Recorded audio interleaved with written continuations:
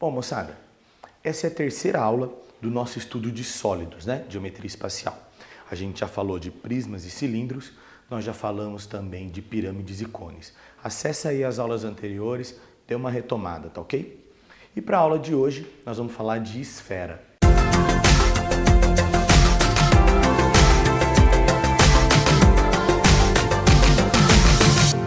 Esfera, um conjunto de pontos equidistantes do centro, só que agora em 3 dimensões, né? Essa definição a gente já viu para a circunferência. Quando a gente trabalha no plano, a circunferência é o conjunto de pontos que dista raio de um centro C.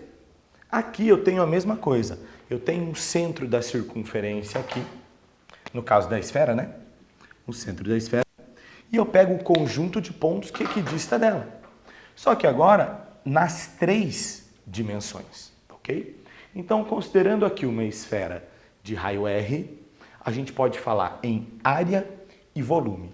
Se eu estiver falando da área, só estou falando da casca, só o que envolve a esfera. E a área de uma esfera é 4πr ao quadrado. Então, 4 vezes π vezes o quadrado do raio que a gente tem aí. A vantagem é que na esfera só tem um elemento, né? Só o raio. Não preciso falar de base, de volume, de base, de aresta, de altura, né? É só raio. Tá?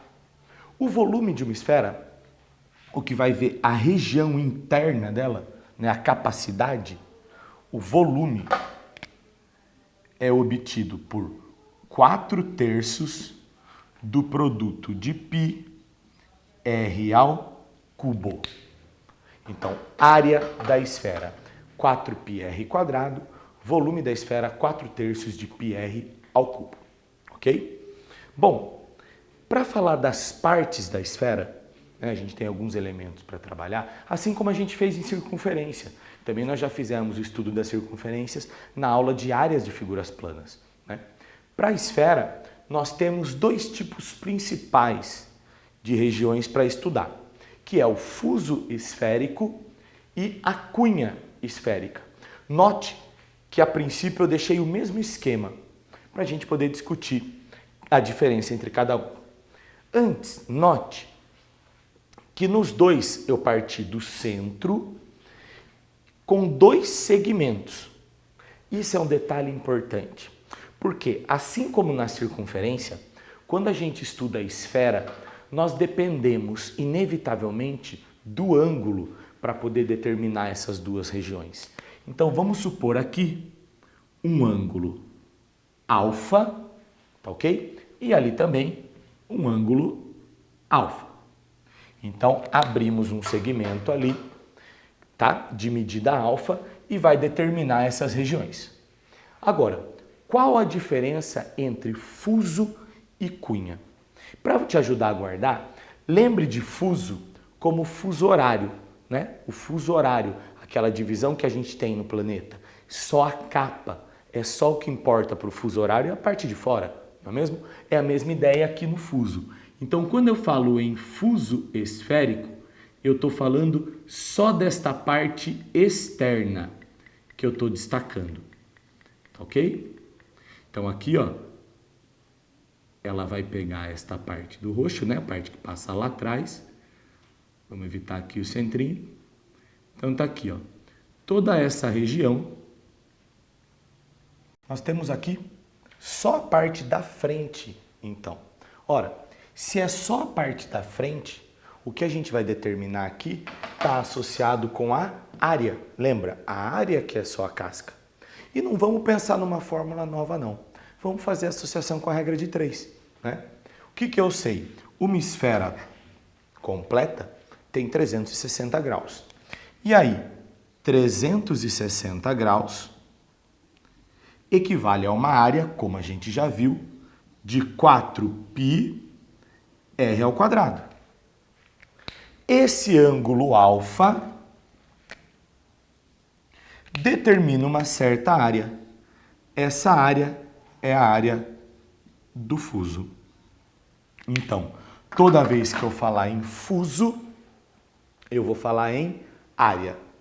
Agora, Qual é a relação com a cunha, então, que a gente estava falando? Enquanto o fuso vê só a casca, a cunha vai ver a região. É como se fosse o gomo de uma mexerica, de uma tangerina.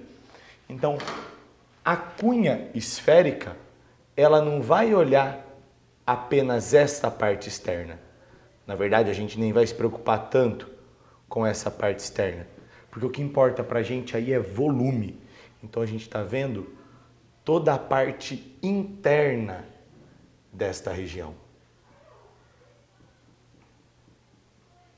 Então, enquanto o fuso lida com área,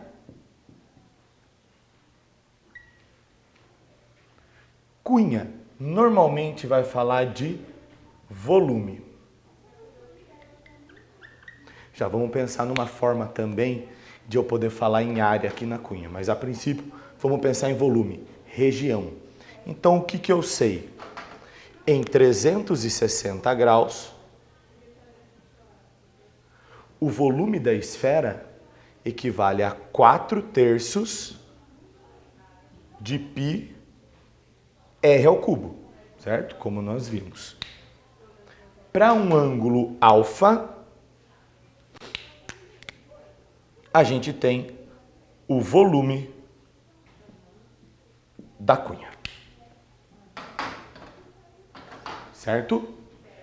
Se pedir a área, ela é composta por essa parte da frente, que nada mais é do que o fuso esférico, que a gente sabe calcular. E depois, o que seria essa região lateral aqui, ó? Pensa num planinho. Nada mais é do que uma semicircunferência, né? Uma semicircunferência desse lado, uma semicircunferência do lado de trás, nós temos uma circunferência toda, né?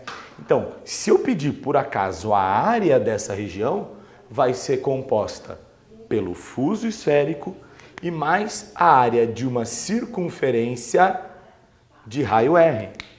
Lembra a área de uma circunferência como eu calculo? Π vezes R ao quadrado, tá ok?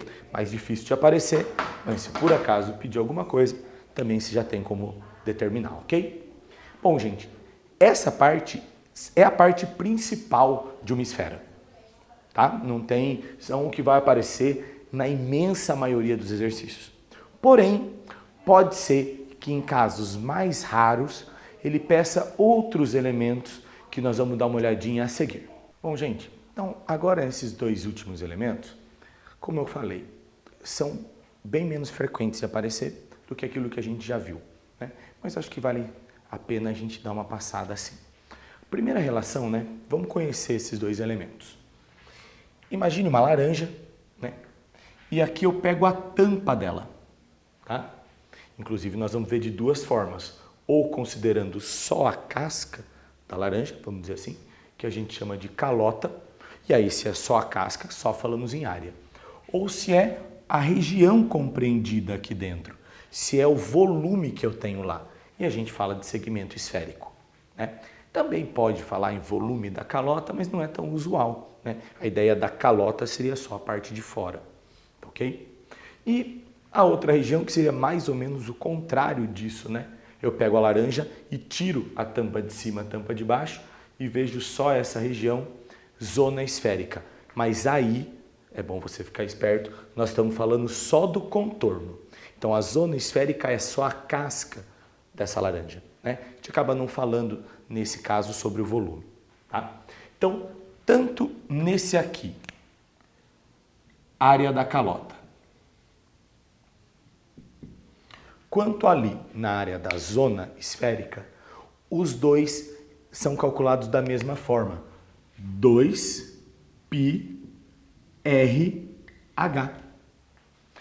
Área da zona esférica também, 2πrh. Se você está batendo o olho aí nessa fórmula e falou, pô, mas parece que eu já vi alguma coisa parecida, já viu sim. Ela é equivalente à fórmula da área lateral de um cilindro, né? 2πrh, onde o R é o raio da base e a H é a altura do cilindro. Já vimos isso nas aulas anteriores. Aqui, o R, nos dois casos, é o raio da esfera, tudo bem? Aqui eu não coloquei, né? Mas a mesma coisa, nós temos aí uma esfera de raio R, né?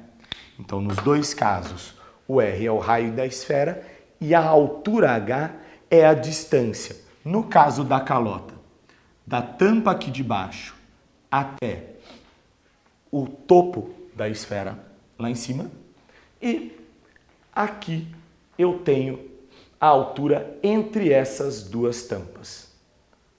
Tá certo? No caso do segmento esférico, se eu pedir o volume, é uma formulinha um pouco mais chata, né? Até por isso nem tão usual. A gente tem πh sobre 6, que multiplica 3r ao quadrado mais h quadrado. Aonde o h, nos dois casos, é essa altura justamente, e o r é o raio da esfera, ok? Bom, para fechar, vale a pena a gente pensar numa relação, porque a gente falou aqui em zona esférica, falou aqui em calota esférica, e não tem a necessidade deste raio aqui, ó. Tá vendo? E se eu precisar desse errinho? Né? E se eu precisar do raio desta tampa aqui?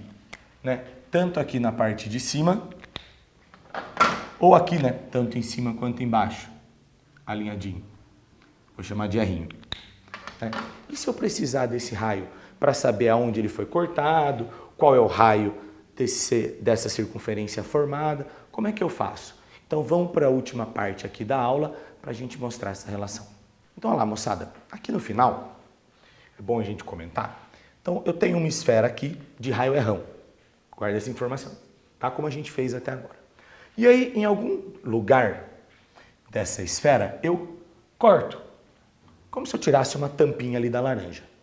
Se eu pegar isso, né, que é aquela calota que a gente viu, e olhar, o que eu tenho aqui é uma circunferência.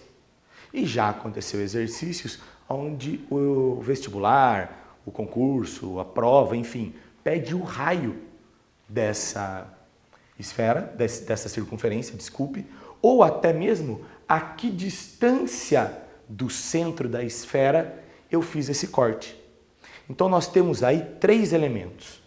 O primeiro deles é a distância entre o centro da esfera e o centro dessa circunferência. Vamos chamar de D, ok? Eu quero o raio da esfera, o raio da circunferência, que está aqui em cima, ó. Vamos chamar de R minúsculo, tá ok? De R'inho. Ele é perpendicular a essa distância. E eu fecho com o raio da esfera, que sai do centro e vai até qualquer ponto da esfera. Então ele vem do centro, ó, por exemplo, aqui, nessa intersecção. Então a gente tem aqui uma trinca pitagórica, não é mesmo? Vamos jogar isso aqui para cá, ó. Então eu tenho uma relação entre a distância dos dois centros, formando 90 graus, com o raio dessa circunferência que a gente cortou, né? Seriam os 2 catetos, com a hipotenusa sendo o raio da esfera. E aí nós temos o teorema do titio Pitágoras. O raio da esfera R ao quadrado é igual ao raio do círculo determinado lá em cima, R ao quadrado, mais essa distância entre os centros, D quadrado. É comum nos exercícios explorar uma dessas 3 informações, dando 2, né? Então já foi comum eu dar o raio da esfera, fiz um corte a uma certa distância, peço o rainho. Ou então, numa esfera de raio tal, uma circunferência foi determinada, a que distância foi feito o corte, né? 2 dessas informações dadas, ou que a gente consegue obter, para determinar uma terceira. Tá ok? Bom, gente, por hoje é isso. Espero que vocês tenham gostado. Não esqueçam de curtir o vídeo, se inscrevam no canal, para já ativa o sininho aí, né? Para já receber as notificações das próximas aulas. Comenta aí embaixo se você gostou, sugestões de próximas aulas, que nós vamos entrar em contato, tá ok? Um grande abraço e até a próxima.